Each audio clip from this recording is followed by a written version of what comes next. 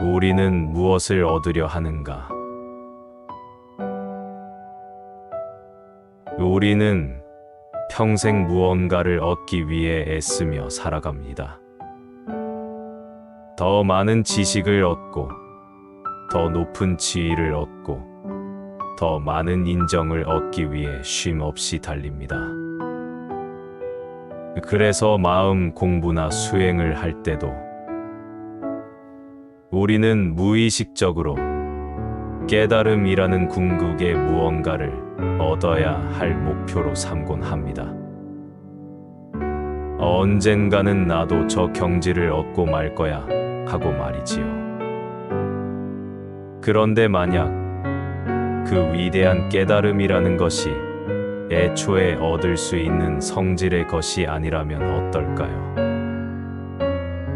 만약 진리라는 것이 내가 손에 쥐는 전리품이 아니라 나의 손을 활짝 펴게 만드는 바람 같은 것이라면 어떨까요? 금강경의 7번째 이야기는 이 얻는다는 생각의 뿌리를 완전히 뒤흔드는 부처님의 가장 파격적인 질문으로 시작됩니다. 부처님의 이상한 질문. 제자들의 마음밭이 기름지게 익어가는 것을 확인하신 부처님께서 다시 수보리에게 묻습니다. 그 질문은 듣는 이의 숨을 멎게 할 만큼 놀라운 것이었습니다.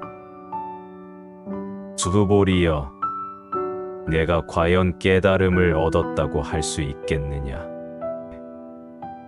그리고 내가 지금까지 너희에게 단 하나의 가르침이라도 설한 적이 있더냐? 이게 무슨 말씀이실까요? 평생을 바쳐 깨달음을 얻으시고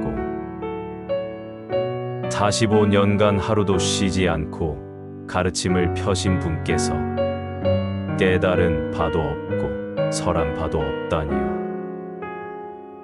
마치 최고의 의사가 환자를 모두 고쳐놓고는 나는 아무도 치료한 적이 없소라고 말하는 것과 같고,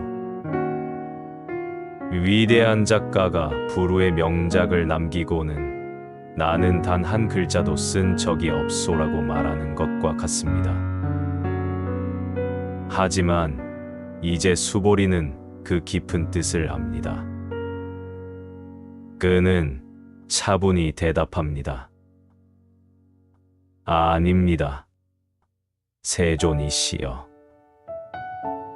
제가 이해하기로는 깨달음이라고 이름 붙여 손에 쥘 수 있는 고정된 실체는 없습니다. 그리고 가르침이라고 이름 붙여 고정시킬 수 있는 말씀 또한 없습니다. 무슨 이야기일까요? 예를 들어 건강이란 우리가 노력해서 쟁취하는 물건이 아닙니다. 오히려 몸의 나쁜 습관들을 하나씩 버리고 내려놓았을 때 우리에게 자연스럽게 되돌아오는 본래의 상태입니다. 깨달음도 이와 같습니다. 어리석은 생각, 욕심, 집착을 하나씩 내려놓았을 때 본래 우리 안에 있던 지혜의 빛이 저절로 드러나는 것입니다. 새로운 무언가를 얻은 것이 아니라 불필요한 것을 덜어냈을 뿐입니다. 그러니 얻었다고 할 것이 없는 것이지요. 달을 가리키는 손가락. 그렇다면 가르침을 설한 적이 없다는 것은 무슨 뜻일까요? 여기에 아주 유명한 비유가 있습니다. 달을 가리키는 손가락의 비유입니다. 저 멀리 밤하늘에 아름다운 달이 떠 있습니다. 그 달을 보지 못하는 사람에게 우리는 손가락으로 달을 가리키며 말합니다. 저길 보세요. 저 아름다운 달을. 이때 부처님의 모든 가르침, 이 금강경의 모든 글자들은 바로 저 손가락과 같습니다. 손가락은 달을 가리키기 위해 꼭 필요한 것이지만 손가락 그 자체가 달은 아닙니다. 만약 어떤 사람이 달은 쳐다보지도 않고 이 손가락이 정말 위대하다 라며 손가락만 뚫어지게 보고 있다면 얼마나 어리석은 일이겠습니까? 부처님께서 나는 설한 바가 없다고 말씀하신 이유는 바로 이것입니다. 내가 한 말, 나의 가르침이라는 손가락에 집착하지 말아라. 그 손가락이 가리키는 저 진리의 달을 너희의 마음으로 직접 보아야 한다. 진리는 말로 설명될 수 없고 오직 스스로 체험할 뿐이다. 마치 망고의 맛을 아무리 글로 설명해도 직접 먹어보기 전에는 그 맛을 알 수 없는 것처럼 말입니다. 부처님의 가르침은 진리를 맛보게 하는 레시피이지 진리 그 자체는 아닌 것입니다. 다른 창문, 같은 하늘. 그렇다면 이 세상의 성인들은 무엇으로 그 높고 낮음이 나뉘는 걸까요?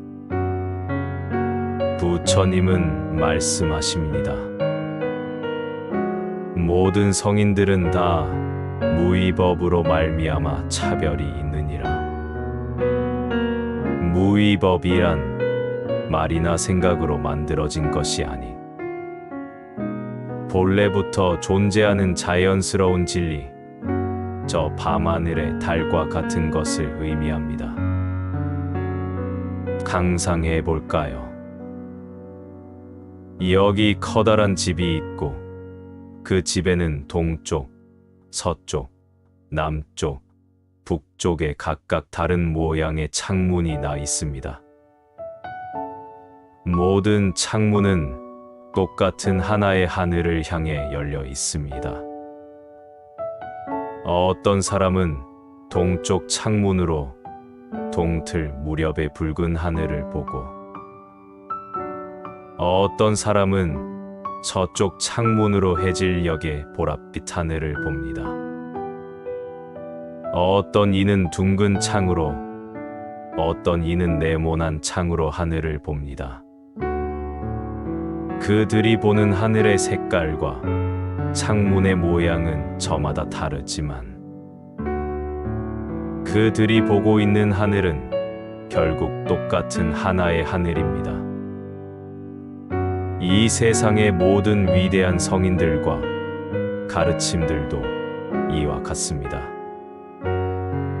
그들의 표현 방식, 그들의 언어라는 창문은 저마다 다를지라도 그들이 가리키는 진리라는 하늘은 결국 하나라는 뜻입니다. 이는 지극한 긍정이며 모든 길에 대한 존중입니다. 덜어내는 기쁨. 오늘 하루 우리는 무엇을 얻기 위해 그토록 애썼을까요? 어쩌면 진정한 행복은 무언가를 더 채우는 것이 아니라 불필요한 것을 하나씩 덜어내는 가벼움에 있는지도 모릅니다. 지식을 얻어야 한다는 부담감 대신 내 안의 편견을 덜어내는 하루. 깨달음을 얻어야 한다는 조바심 대신 마음 속의 욕심을 덜어내는 하루.